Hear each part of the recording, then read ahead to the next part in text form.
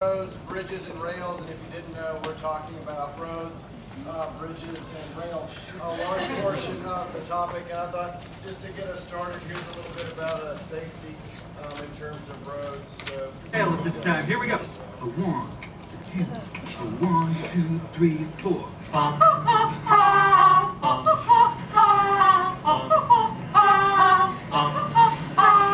She's got a smile that it seems to me reminds me of childhood memories, where everything was as fresh as the bright blue sky. All right, Tommy, you're the oldest. I'm counting on you. Come on. She's got eyes of the bluest sky, as if they were rain. I hate to look into those eyes and see Nice vibrato, buddy. All right, Alice, let's go. Flat. So flat. I didn't even know. You don't even look good while you're 6. The worst thing I've ever heard. $1,200 a week for voice lessons, and this is what I get? Okay, I'm going to save it with the solo. Bow, bow, I'm dead, and I can sing high like this, and I can sing high. Jesus! Oh, sweet love of mine.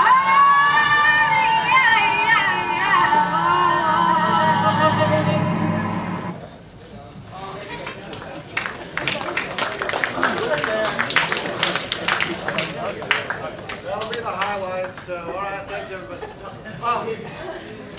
What we thought we would do, most of you are familiar with what a road is, a bridge is, and possibly what a rail is. So what I want to do is we want to break y'all up into 3 groups. So let's just kind of assume from about here down, so red shirt back to orange shirt. If you fall in there, you guys are roads. Congratulations. If you were from here to about here, you are a bridge, or a variety of bridges. We'll talk about those. And then everybody else, you are a rail. Now, what I want you to do is figure out, why are you better than the other two? Why are roads more important than rails and bridges? Why are bridges more important than rails and roads? And why are rails more important than bridges and roads? Right? Your job is to be comparative. Why is it you're better? Right? So come up with some stuff in your head, write some things down, confer with other people, and we're going to see who is more important. Roads, bridges, or rails? You can travel over walls. Roads, bridges, or rails? What do you say?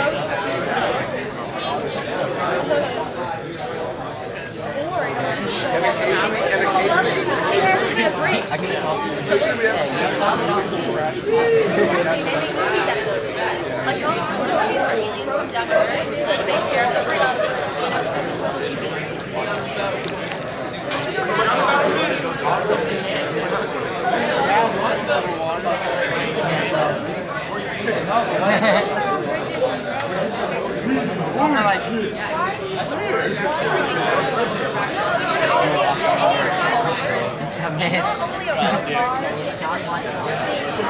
oh yeah?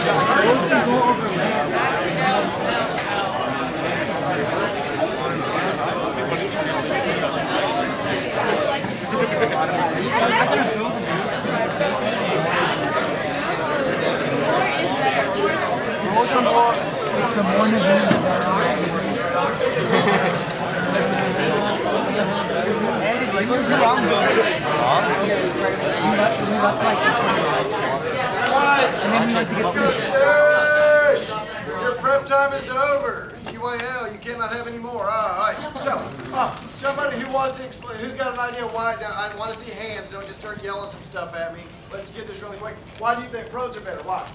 Because as defined by dictionary.com, it also includes railroads, and it's a narrow stretch with smooth rotating surface. So you can go not only claim the railroads and the roads, but you can also get the most frequent source, and it's easiest to produce and easiest to utilize. So, easiest to produce, easiest to utilize, and he's trying to jack railroad ground, right? You know, that's the idea. What do we got up here in the middle? Anybody got some bridges? Why are we better? What's up, bridge? In a world without bridges, people can't go from one continent to another. You want to get over stuff? I mean, everyone wants to bridge things. I mean, that's just like one of those extra words. It's like, oh, we're coming together, right? What else? So many of the borders between like different states and different countries are rivers. So bridges can facilitate interstate commerce and stuff like that. Yeah, and allow for civil wars. It's really hard to attack the other side of the bridge. Right? What about some rail stuff? What do we got over here, rail guys? What do we got? Rails, they can make their stuff with the material that transports by rail. Sure, rails are the majority of things. We will talk some more about that. Good call. What else? One, they're awesome. Two, trains are more efficient than cars. Much more efficient. Trains are more efficient. The first one was more claim, a little warrant light, but that's all right. Roads, come on, let's get another one on roads. Let's go. If a road collapses, you're not going to die, but if a bridge or rail collapse, you're up a larger chance of falling to your death. Yeah, a pothole is kind of annoying. You know, I'm a pothole, y'all, but you know, you have one of those on a railway or a bridge, you might just like die. When a bridge crashes, it looks awesome. Right, yeah, but bridge collapses are kind of cool, right? Someone's like, well, what else?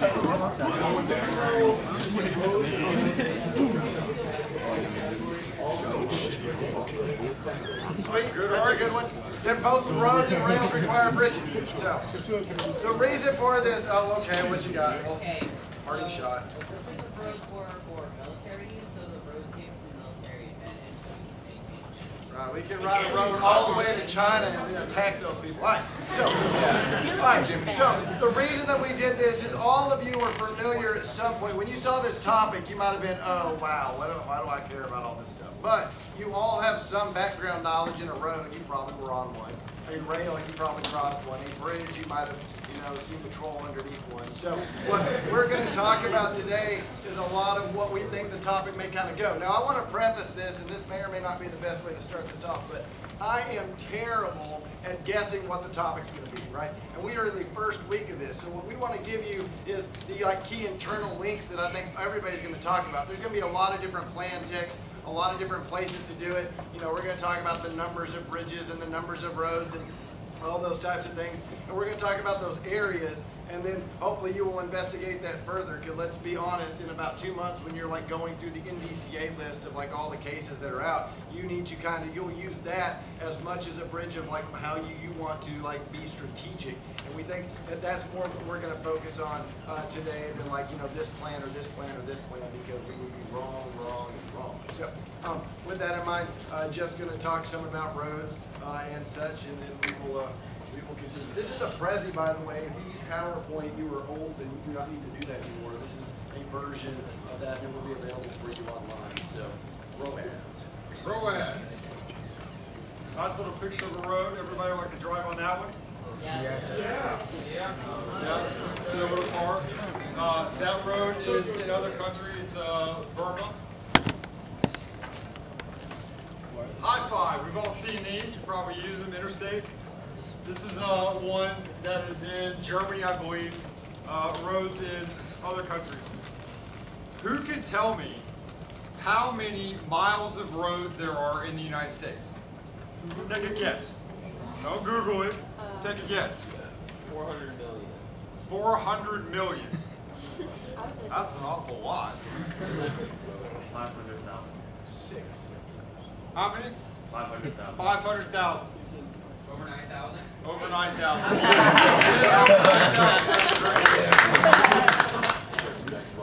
The number is closer to 400 million. The number of paved road miles is 4.6 million. 4.6 million miles of paved roads. How many person miles do you think are traveled each year? And what I mean by a person mile is if you have a car filled with 4 people and 4 people travel a mile, that's considered 4 miles. So how many person miles do you think are traveled each year? Over 9,000, yes. Once again, we have an over 9,000. About 10 million. 6 billion. 6 billion. 17 trillion miles. 17 trillion person miles are traveled each day. That is more. The number of people that carries is more than the populations of New York, Illinois, and Ohio. Over 37 million people that are in those vehicles traveling those 17 trillion miles. Every year. Every year. In America only. It is enough to give one person a round trip around the world, starting at one point and coming back at the end point. You travel the world for over 75 million people each year. And since the federal highway system has been in effect since 1956, we have traveled 3 light years, or 2/3 of the distance from here to the nearest star, Alpha Centauri. It's safe to say that people use roads. Roads are integral to this topic. The problem is, our roads are falling behind. And you might want to write this down. Starting this week, the Council on Foreign Relations has decided to conveniently publish a blog, an ongoing blog. That blog is about surface transportation infrastructure that will be appearing once every 2 weeks from here until the end of the year. And it started this week. How convenient. Why are our roads bad? In 2011, we were ranked 24th in the world in the quality of our roads. Who's number one? Number 1 is Switzerland. In the past decade, we have been passed by 13 countries, including Bahrain, Barbados, Canada, Japan, Luxembourg, Malaysia, the Netherlands, Oman, Portugal, South Korea, Spain, Sweden, and the UAE. They have passed us in the last decade. The quality of our infrastructure as of 2002 is 5th.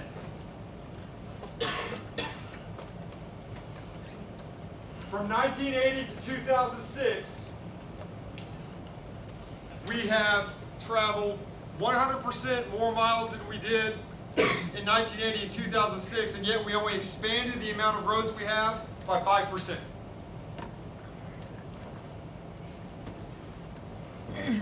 Is that a good thing? No. Infrastructure in the United States is falling behind. This is how much we spend on transportation. The current spending is $48 billion. The Department of Transportation says we need almost double that just to maintain the roads. And if we want to improve, we need up to $118 million. This is a minimum of improvement of infrastructure spending. This is per year. This is particularly relevant because 3 days from now, the Transportation Highway Fund expires. And it has been expired for 1,001 days. 10 times Congress has offered an extension. Congress, right now, as we speak, is on the floor debating whether or not we should fund the Transportation Highway Fund. Last year, it was short $8 billion, and we had to have a bailout from the Treasury Department just to cover the bare minimum that we're spending, which is nowhere near the recommended spending. How do we pay for maintenance roads? Does anybody know? Fuel tax. Fuel tax. A fuel tax of 18.4 cents per gallon that reached that level in 1993 under Clinton, and since then has never been increased nor adjusted for inflation. And you have, with higher gas prices and a poor economy, you have more fuel-efficient vehicles. You have people carpooling, which means that Transportation Highway Fund, if not funded by Congress, when it expires in 3 days, will not be enough to meet the needs of the poor maintenance that we do now. How many of you in your areas where you live drive over a pothole or cracked asphalt? Or your parents drive you, yeah, I should say that. Or your parents drive you over cracked asphalt. There is a huge pothole that I hit every day on my way to work. I know it's there, I hit it anyway. And I always say, I wish they would fix it. But that's the problem. There's no investment. Slow down. Everybody, including Republicans and Democrats, want to fix it, but no one can agree on what to do. Here's your politics links. New gas taxes, 71% of voters say, no, we don't want new gas taxes, but they all say, yeah, we need to do something about our roads. New toll roads. New toll roads in Dallas. Yes, we need to pay for new roads, but 64% say, yeah, I don't want to do tolls. The other big one that's debated is the VMT. Vehicle mileage fee. The more you drive, the more you should have to pay, as opposed to gas. Everybody wants the money for roads. But nearly 60% say, but we don't want to do it that way. That's why Congress has been unable to come to an agreement over funding the Transportation Highway Fund.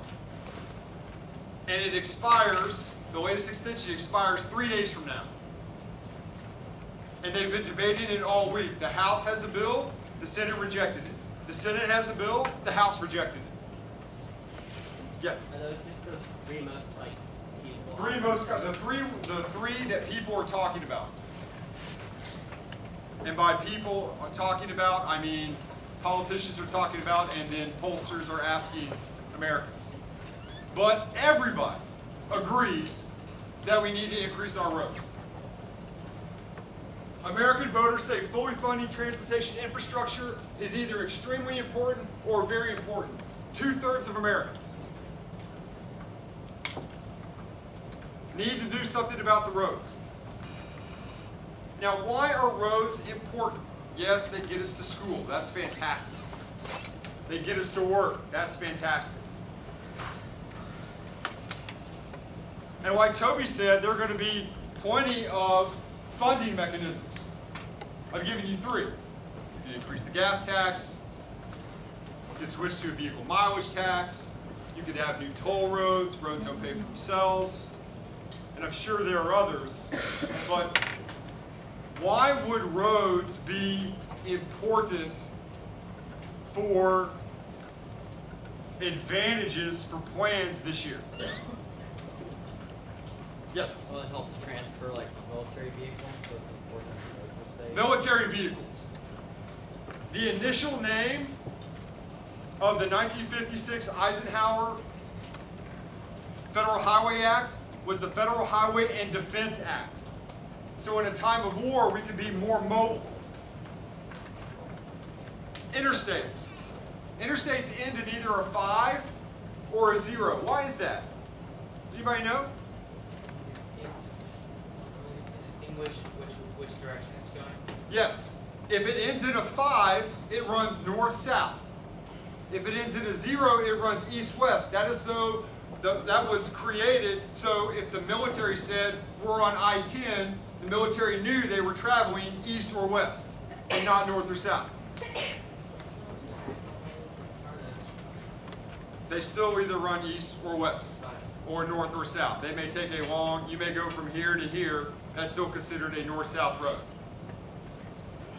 And in Dallas, we have the unique place of being a connection to everywhere. I-35 takes us all the way up to Minneapolis. I-20 takes us all the way to North Carolina. I-30 takes us all the way up through Virginia. Dallas is a huge area. 45 runs down to Houston. The I-10 runs from Jacksonville, Florida to California. I-95 from Miami to New York. I-5, Southern California, Northern California. So it allows our military to get places. In addition, every few miles, there is a straight line of a mile. Why? So that airplanes can land in an emergency. And it wasn't just commercial airplanes, it was designed for military purposes. So our military can land. And our missiles could be mobile. Because the Soviet Union back in the day knew where our missile silos were, so we could transport them so they couldn't take out our missiles before we could launch them. The National Highway and Defense Act. Since then, it's been changed to the National Highway Act. That's one. What's another?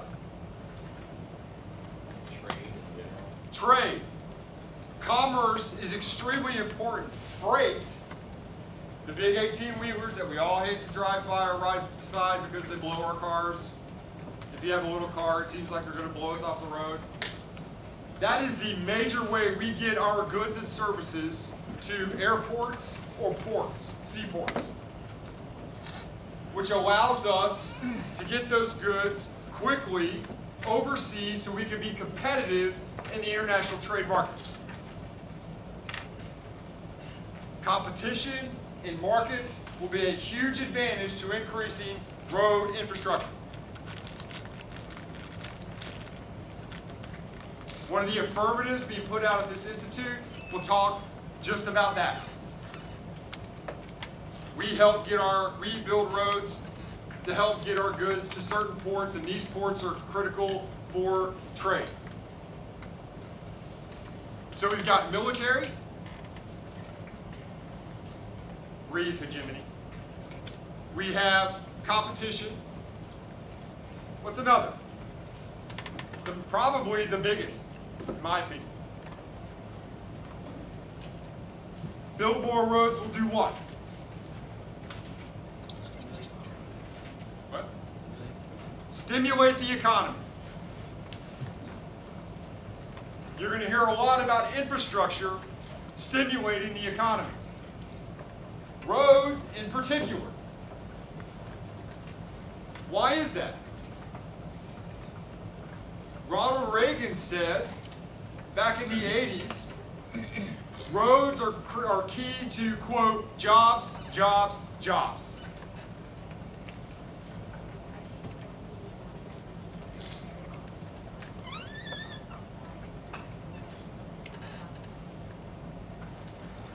That's one of the reasons why it's important, mobility. Particularly middle-class jobs. And there is a middle-class job shortage now. It stimulates the construction industry, and it has a spiderweb effect across all sectors of the economy. Because in order to build roads, you've got to involve the concrete company. You've got to involve the actual laborers. They have to use tools, so the tool companies are involved. All the materials to make tools. You've got to have trucks and vehicles, specially designed to create those roads, which means automobile manufacturers get involved. And everything that's involved in automobiles, rubber, steel, oil. And then you have the manufacturing jobs, the high-end manufacturing jobs, like your building firms, your contracting firms. It has a spiderweb effect on job creation. This is particularly relevant at a time where we're at almost 9% unemployment, with most of that unemployed being the middle class. The DOT estimates that massive infrastructure spending on roads alone will lead to a 60% increase in middle-class jobs.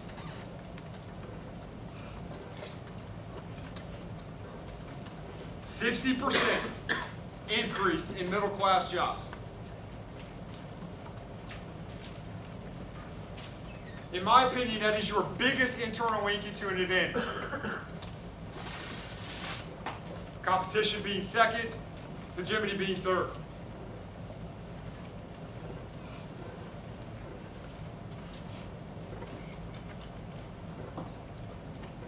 Does anybody have any questions? We've only got an hour, we still have 2 other parts, but we've talked about the condition of roads. We talked about what the public feels about roads, how many miles are traveled, the importance of roads. We've talked about different funding mechanisms, and Congress is debating what they should do, because if they don't do anything, by 2013, the Highway Transportation Fund will bankrupt. And then we won't have enough money to even maintain the roads that we have. Any questions over ROADs? In addition to roads, we have bridges. Some of you live in places where you might actually find a bridge. This is in Kentucky. It is actually closed right now. It's a border bridge that they decided is probably not as safe as they had hoped so. There are over 600,000 bridges in the United States. 500,000 of those are what they call off-service bridges. In other words, they are not attached to an interstate or other kind of federally regulated kind of maintained system. Out of that, I think is going to be a large portion for those of you that decide, hey, bridge apps, those might be pretty dope. The second video I have here is one that's a little bit older, but of a suspension bridge. Some of this is stock footage that you've seen before. Memorex also used it in a commercial. But early on, when we were building our bridges and so forth, there were a lot of kind of technical issues that we were dealing with. And, you know, this is not a good thing, right? You do not want to drive across a bridge that's doing this, even though these people don't seem to have a problem with it, but not everybody's as smart as we are. Right? The majority of our bridges, and we'll talk about this again, are 42 years old. The majority of them were built 42 years ago. Their lifespan was 50 years. That puts us in a very interesting spot. We can go to the next bridge. The next one, this is what happened in Minnesota. It's not a very good one, but this is the actual collapse that occurred just a few years ago. Right on I-35, but you can keep taking north for a long time. When it gets cold, they're making bridge walls down. I'm pretty sure she was on the bridge. You can go ahead and get that. There's some woman comes running across. But the idea being, when you talk about bridges, you know, you're going to be talking about smaller types of apps, right? I mean, a road probably includes, there may be some that are road, bridges, apps, but you might just focus on bridges. And the reason that'd be important is, first, like I said, around that they're 42 years old now, and most were designed to have a 50-year lifespan. And the other thing that I think is sneaky quick about this particular part of the topic is stuff like this. Remember, I didn't do a whole bunch of research on it, but one of the first things I was able to find is that the American Society of Civil Engineers recommended the United States spend $17 billion a year on bridge maintenance, significantly more than the $10.5 billion that it is currently spent. Debate-wise, this was like, sweet. This does multiple things. One, I don't know if you know this, but $7 billion in terms of federal deficit stuff is a drop in the bucket, right? And a lot of you come from places where you're like, how much will your plan cost? Be like, $7 billion, right? And it is significantly more than we're doing now, which is one of those words we like to use in debate about, are you topical, right? That functionally, you could just be like, we need to add $7 billion to bridge maintenance, and then read a list of advantages that you want to do. These still are going to be economic-based ones, right? Because if bridges fall down, hard to move stuff. There's also some kind of idea that, you know, with bridges, this may or may not, you know, be true, but they use a lot more engineering skills so that they don't go waving all over the place, which sponsors science, technology, engineering, and mathematics, which some of you may or may not know is an advantage area that we have discussed multiple times. And so the idea that if we put more money into bridges, that might increase engineering and the folks coming out, right? That also means like brain drain and things along those lines could work within this as far as engineers. That's probably true for most of the topic, but I know that whenever you talk to kids, bridges are the ones you pull the toothpick out of. You're like, oh look, I engineered it, right? So, this is an area that will definitely, be ripe for people messing with. Now, in addition to, like I said, 600,000 bridges in the United States, 500,000 of them are considered offline or off service off those main areas. 15% of highway funding and so forth goes to the maintenance of those bridges. Right now, state, federal combo, it's designated they have to do 15% per year. Right? Which means if our bridges are all terrible, we need to do it, an affirmative could simply go, we'll do 30% per year, right? Of course, more into offline, off-area types of bridges and these secondary types of bridges. A bridge does not have to be miles long. A bridge can go over like a ditch. Right? But if you had a road there, you would fall in the ditch. So you have to have a bridge. It has to be maintained. Right? They aren't going to collapse like these large ones, but those still have to be maintained for an area. Yes, sir. Where does the what? The 15%? The 15% that goes to is a combination of local state funds that are designated each year. It's like, look, you have 100% of the stuff you spend, 15% of it has to be dedicated to off-service bridges. And there's a few different terms of art for that, offline, but essentially not main interstate I-30, a 0 or a 5 type of place that would be one of those. So that means only 100,000 of those attached there. Minnesota's bridge collapse was one of the 100,000, right? Far more traffic goes across that. So other things that you're going to have to deal with in these types of apps and with any kind of road, bridge, things like that is going to be the downtime. For example, there are some arguments for like how to build a bridge in a day and things along those lines, which are very difficult, obviously, if not impossible. The idea being, if you close a bridge, it's hard to go across the bridge, right?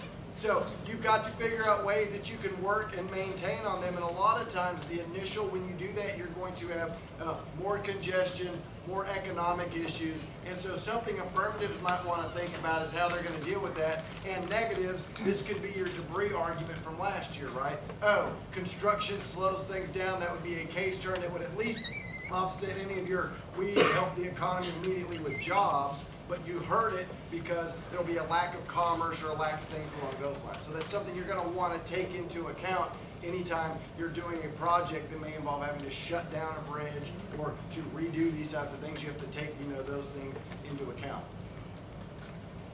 Clearly, there could be like a bridge you want to fix, or you might want to fix all the bridges. Right? You might come up with a new one. The other thing that they're talking about and they just put in, because this Minnesota bridge got rebuilt in record time. Right? They learned, plus they had to build it because the thing collapsed. Well, what they also added was sensor technology. And I think this is also going to be a part of, probably at least the roads and bridges, is going to be a safety angle. Right? You can invest in infrastructure to increase safety. That could be trying to get people to stop driving the wrong way onto the interstate. That could be adding speed bumps. That could be adding, any number of like safety devices. And one of those is what they call bridge sensing technology. They put sensors on the bridge so that they can determine whether or not it's going to fail. Because right now the way they determine it is somebody comes out there, and if I think that bridge looks like it might fail, I'm like, oh, that bridge is shot. But if somebody else comes out like, oh, bridge looks all right to me, it just kind of depends. So being able to just put sensor technology on existing bridges so that we can prioritize which ones to fix may indeed be an app in of itself. Right? So safety and all of those types of things is an angle that we don't talk about because that doesn't involve tanks, bombs, and guns hedge. And it doesn't probably involve like the economy, right? Just some people die and stuff. But there will be a way to make that, your own frameworky type of argument. Right? Some of you are going to be in an area where you don't have to have a nuclear war. Matter of fact, if you do, it's like, oh my gosh, you're being ridiculous. Safety apps are great, right?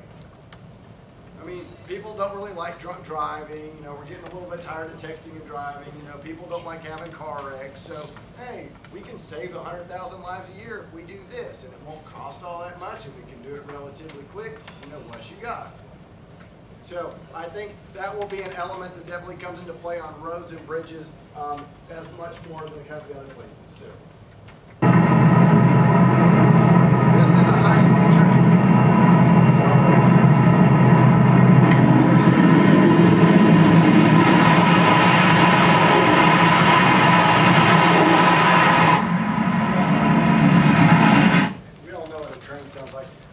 Japan, China, France, all very much into high-speed rail, right?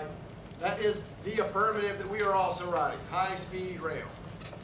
And we'll talk a little bit about that, but I also want to talk about some other kind of aspects. How fast is a high-speed rail? We have some here. I know my lab already asked them. How fast does some trains go? How fast? 125 miles an hour is what it can go. Now, generally, they worry about traffic as if they slow down. Where does it run from? Run from and to? Where we got? Oh, I don't know. I was going to say that some of them go up to 200, I thought. Right. Well, and the Chinese, Japanese, French are in between 300 to 315. They've got some where they've done some tests and things like that. Where are our high-speed trains? It's in the northeast corner of, I believe, Boston to DC. Right. Boston, New York to DC, we've got like that. There's also California. There are a couple of them that are kind of in place as far as that goes, but relatively limited. Our problem is we can build a train that goes 200 miles an hour, but you know, if you have a 200 mile an hour train rolling up through somebody's neighborhood, you know, you have to kind of take those things into account. And so that means even though it can do 125, then oftentimes it has to slow down to be able to work with that. Because a large portion of what the rail debate is going to talk about is going to be congestion, right? And there's going to be a lot of trade-off kind of arguments that deal more with rail than maybe with some of the others. So, this next guy, all right, so, well, you'll get the idea. So this is some stuff about like Japan, or actually China. This is actually, some of you have seen this. This is mass transit in Japan. On rush hour. One of the issues that we always will have to overcome with mass transit is we love us some cars. We like our space. Different cultures, different forms. I like how they have gloves on, right? Because they don't want to get you dirty. Oh, well, you know, it's a very refined kind of system. I'm shoving you into trash. Almost got it. Give their shirt if you don't want to get that cut out.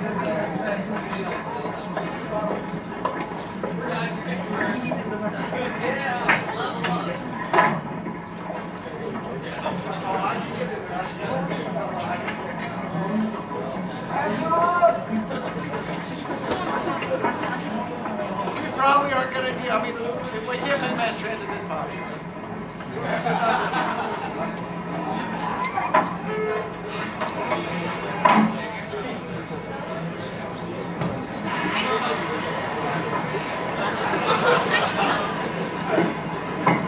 That's a heck of a commute. Y'all are like, oh my God, I don't want to sit next to somebody and lecture. Right? Deal it is. Do you think there's somebody sitting down that's like, I should have sat down, and now everybody's like, right, I'm like, ah, you know, people that can't ever get out of there. Be careful. All right. Now, I was a little bit off. This guy's giving some props to China about how awesome their train is, and then we'll talk a little bit about what some of the Conservative Media Peeps, what's up? It's me, John D. Miller. Hey, this is the science report and technology report. And we have to report something here that's very, very cool. And, you know, unfortunately, it didn't happen here in America. It happened over in China. And congratulations to our Chinese, I guess, trading partners over there or whatever like that. And I know, it's, you know, they're communist intentions there. Hey, dude, we're trading with the whole world. And we give props to everybody whenever they do well. And that's what I'm talking about right here. Now, here's the thing. This passenger train, it's 300 miles an hour. It's a super high-speed train.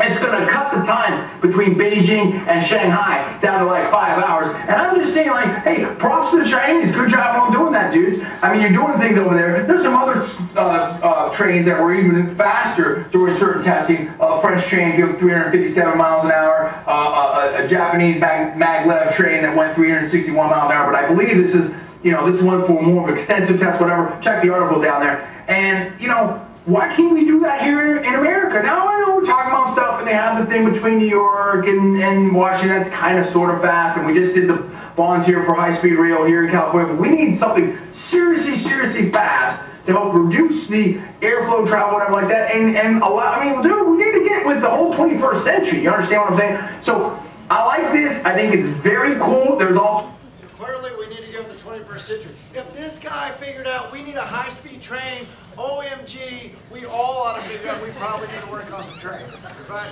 Props to the Chinese, dude. They're gonna, like, you know, they're just doing stuff, and that's awesome, right? You know, this guy in his tank top has had as much exposure to, like, this topic and decided, hey, this is what we need to do. Now, the one thing that I want to caution you is I think a lot of people will talk about high-speed trains. It's clearly like the sexy one, like, oh, it goes really fast. You can call it a bullet train, right? And there's probably going to be a K about saying bullets are like a militaristic thing. You can, like, pick out a bullet train to go high-speed train, and then high will be a problem, and they'll have to cut out a high and be like elevated speed, whatever. My idea being that is an element, but I don't even think it is the best element of rails. Right? The best part about our rail system is why it was designed. Like, we don't like to cram into stuff. That is overcoming a cultural barrier. We like to drive cars. We enjoy doing that. We will buy a hybrid before we will buy like a dart pass, right? That is the kind of direction we're going. But the one thing that all of us like is stuff. We buy lots of stuff. And almost every bit of stuff you have right now was on a train at some point. It came via rail. And that's where I think the majority of this is going to be. The more high-speed trains we do, the more that crowds out freight. Right? Which means a negative argument against high-speed rails is going to be you crowd out or hurt overall freight. And when you hurt freight, that is real economic kind of internal links. Those are good hedge internal links. All of those kinds of things. So the idea of freight rails, I think, will be a much bigger deal in terms of the way this goes. But like I said, I'm terrible at guessing topics. I just think freight will be a bigger deal. I think there will be lots of case arguments that you can kind of do where you're having to deal with trade-offs as far as that goes. The next thing I believe is, all right, this was the National Rail Plan until, you know, October 2009. A couple of neat things go to this, but a couple of maps.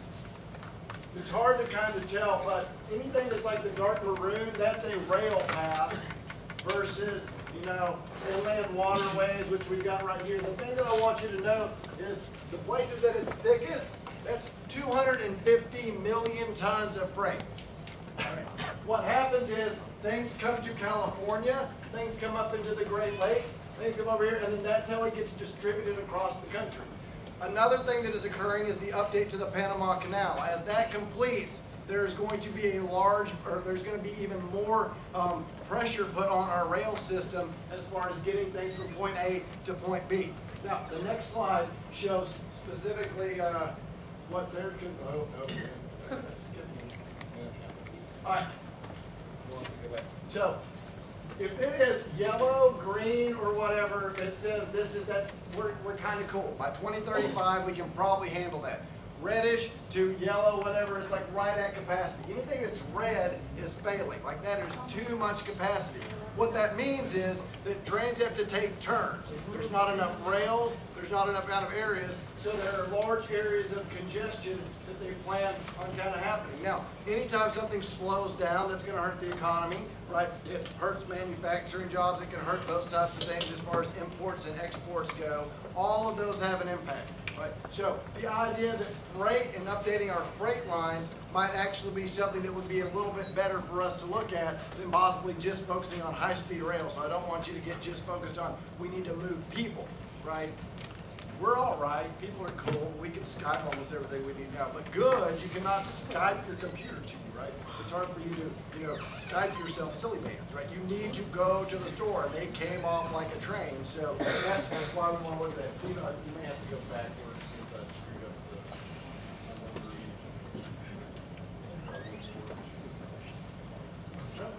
the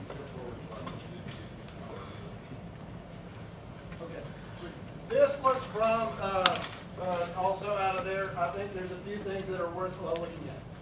Steel wheel technology makes rail far more efficient than truck freight due to limited rolling resistance.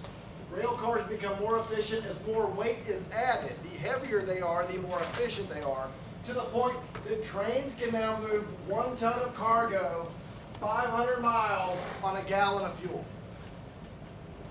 Right? So the steel disad definitely will link, but the idea that steel used as a method of limited resistance and friction and so forth is why rail systems are so much more efficient than putting something in a truck and hoping he makes it there, right? You've all seen, like, you know, ice road truckers and iron road trucking, you know, and then add in the fact that, you know, those guys are all, like, you know, doing meth and going like 180 miles an hour up the place. Like, let's put it on a train and let's just roll it over there and that'll be good. Like, it's functionally, if you have 100 cars, it's like 100 semi-trailers, actually much larger than that. And, you know, 5 people can do it, assuming that they, you know, hit the brakes right. Yes, sir.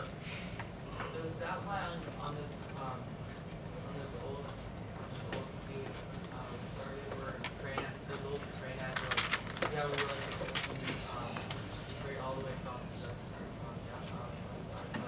Sure, yeah, and it's like the wheels of steel, like when you talk about that, there's a couple of songs about that, you know, they're not talking about like, you know, turntables, right? But rather, like, that was the old kind of like when they looked at, you know, railroads and stuff, it was like the wheels of steel. Yes?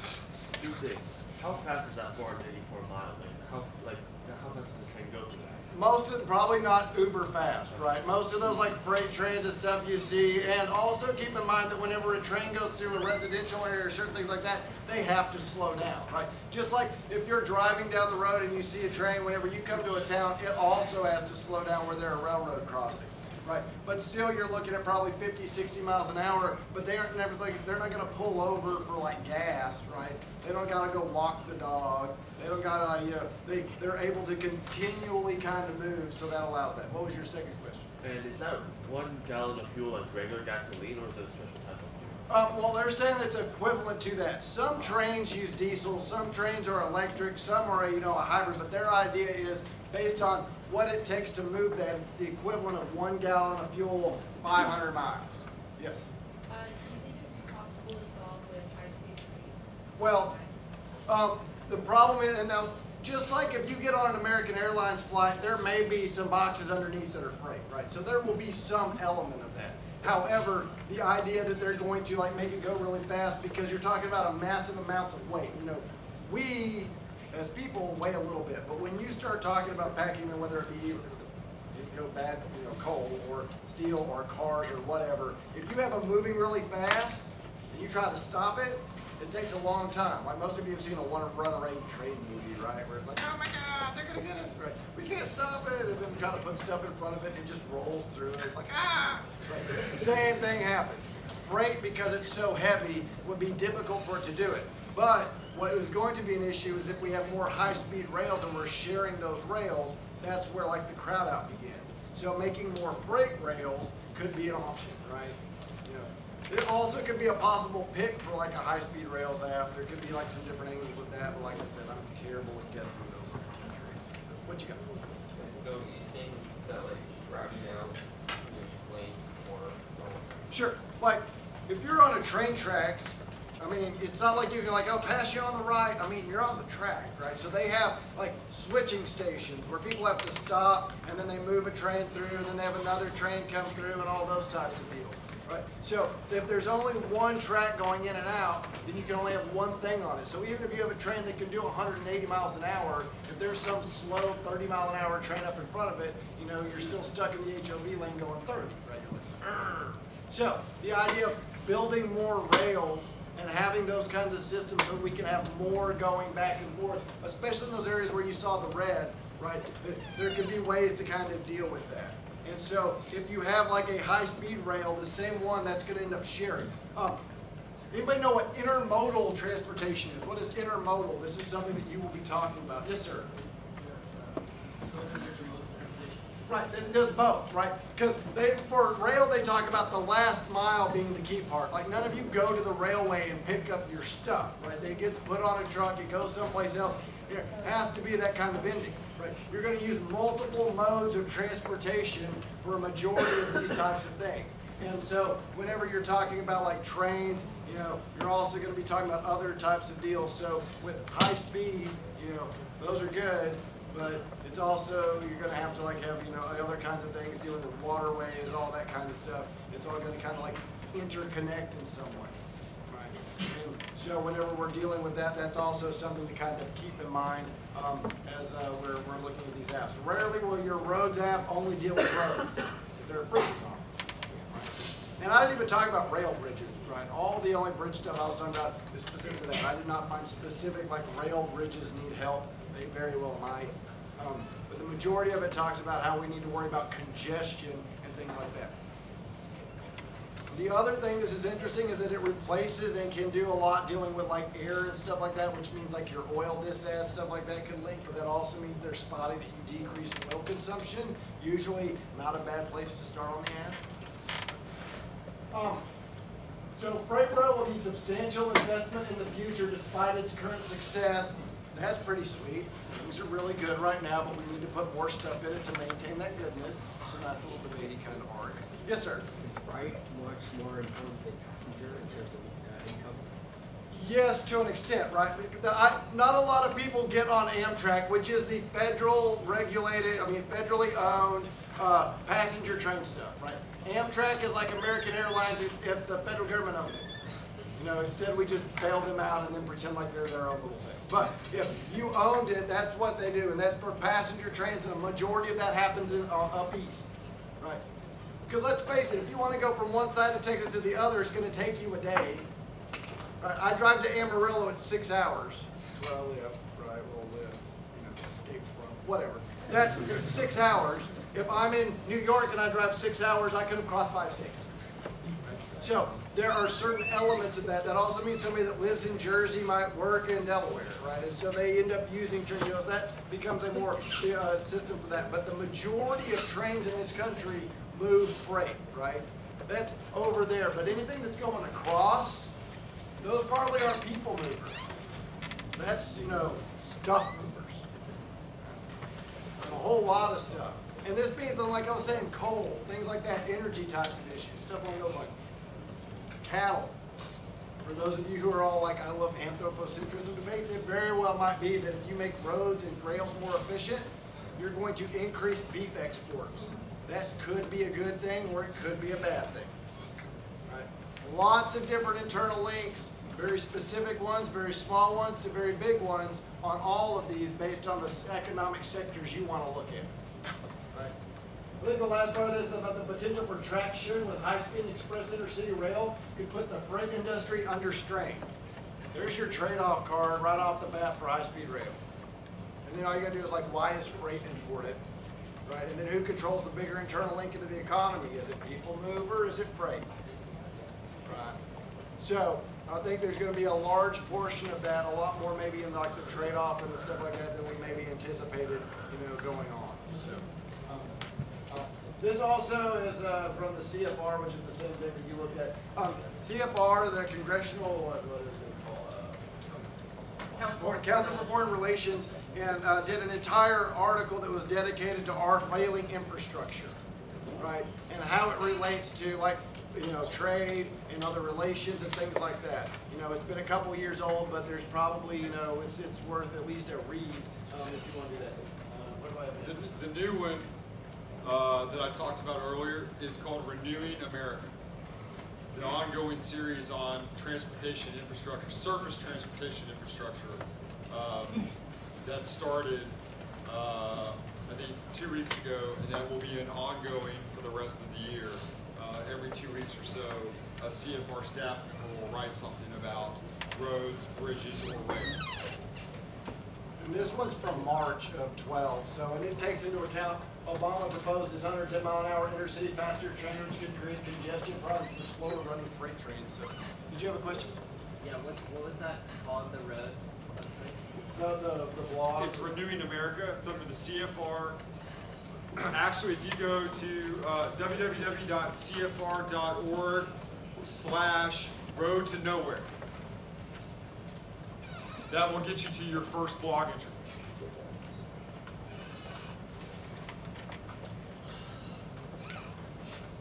Now, this entire Prezi is available for those of you that can navigate your way to the blogs under the 2-week blog section.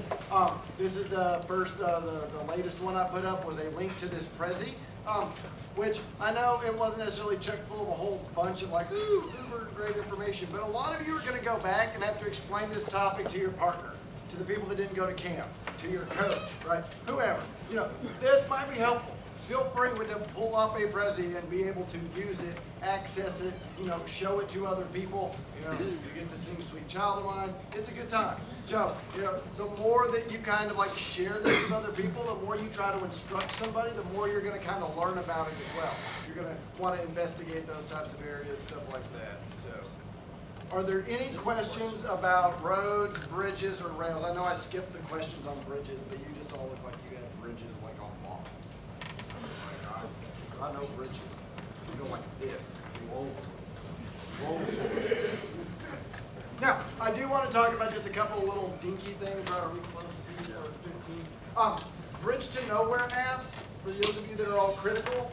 I have a feeling that, you know, somebody may find some kind of literature that says, hey, bridge to nowhere would be a way to, like, you know, criticize the government. We need to invest in the bridge to nowhere, which is already kind of done. It's a general concept of just like a wasteful government project.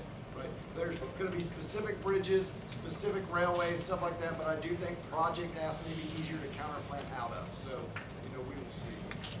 But, so you know everything you need to know about roads, bridges, and rails. Yes, sir? Is there, well, do you know if there's any way to find out the extent by which cars transport goods, so like freight cars? If you want to look at trucking specifically, would be the search term. I do not know offhand, but I do know that they say about 80% of what you end up touching comes from a truck. Because what happens is the railway does the large extent, but it's that last mile, which is the phrase that they use in the train industry, as far as getting it to, you know, the end user or to the store or to whoever's going to do it, right? So there's a large amount of it, but it's like shorter. And when you also look at long haul trucking versus short kind of, you know, there's going to be, you know, some differences there. But I do not know offhand what the, as far as like the trucking goes. Do you think by increasing our train infrastructure, do you think that would possibly kind of make trucking necessary? Yeah. Or do you think it'll always be as necessary? Well, what you want to argue is that it would be more efficient and more effective, so they would use trains more, because there are certain advantages to decreasing trucking, right? Mainly in terms of environment or like oil issues like that. On the other hand, wrecking the trucking industry could very well be a negative thing, and that's something to keep in mind. Like for every action, there's an equal and opposite reaction, right? If you fix rails, then that means that there will be a decrease in other places. So if you're a negative, it might be like, oh, well, rails kills trucking, and at least you're not trying to get back to even on your internal link debates when it comes to the economy, right? Which I think is like 80% of everybody's at. It's hard to like not talk about the economy with this stuff, right? So getting an idea of like how that would work out, like if we help the economy here, well, what else might we hurt? That's something I think to kind of keep in mind, you know, as we move forward. So good question. What else? Anybody else? Bridges, roads, rails, trains? little mine. Yeah.